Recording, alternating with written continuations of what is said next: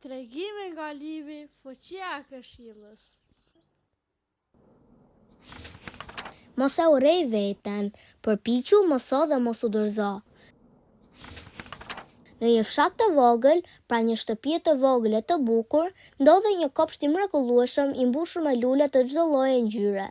Aty jetonte një grua muslimane, paksa e moshuar, por me një bukuri që shkëlqente përmes buzëqeshjes së saj të ëmbël. Çdo mëngjes, ajo kujdesej për lulet e saj me dashuri dhe përkushtim, duke u siguruar që të gjitha të kishin ujë e diell të mjaftueshëm.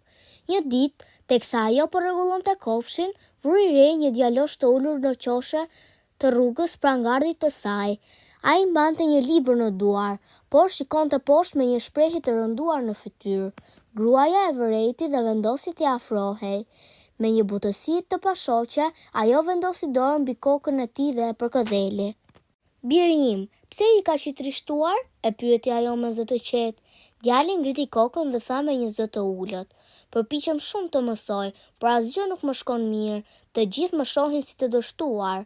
Gruaja buzëqeshi ngrohtësisht dhe i tha: "A nuk e din se Zoti ynë ka thënë, mos u ligështoni dhe mos u pikëlloni, sepse ju gjithsesi jeni më të lartët, nëse jeni besimtar të vërtet." Më pas i tha: "Eja ndihmon pak me lulet, pastaj do të flasim." Djali ndonëse pak i hezituar, pranoi. Së bashku ata filluan të ujitnin lulet dhe të mbillnin disa fare të reja. Teksa punonin, gruaja nisi t'i tregonte historinë e kopshtit. "Shikon këto lule, biri im, ato nuk u rritën brenda ditës apo natës.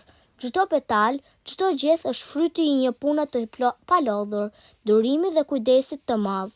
Çdo ditë i uisja, i hiqja barër të këqija dhe prisja me sabër që ato të rriteshin." Djali ndaloi dhe e vështroi me kurreshtje. "Por unë nuk jam si lulet, mundohem, por gjithmonë dështoj. Si mund të vazhdoj kur të gjithë mendojnë se jam i padobishëm?" Gruaja e vendosi dorën mbi krahun e tij dhe i tha: "Të urresh veten është gabimi më i madh që mund të bësh.